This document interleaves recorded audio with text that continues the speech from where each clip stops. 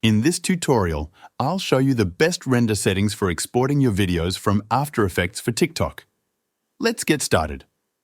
Once your edit is complete, go to the top bar and click on File.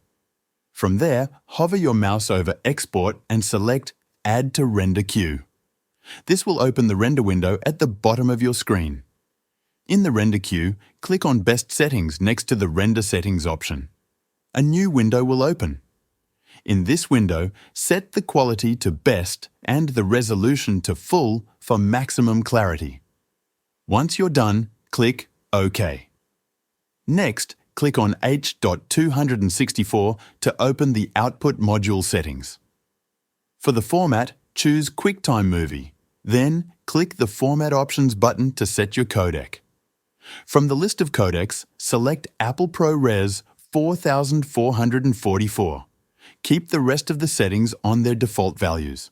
Before rendering, make sure to set your file name and destination.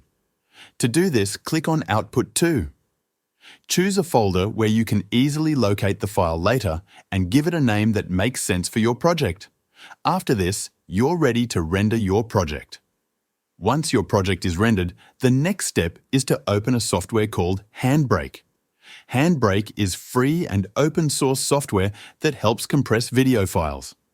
Once Handbrake is open, import the exported video by clicking Open Source. At the top of Handbrake, you'll see a preset drop-down. Click it and scroll to the bottom. From the options, select Production Max. Then, go to the Video tab and set the constant quality to 17. This will ensure a good balance between file size and video quality.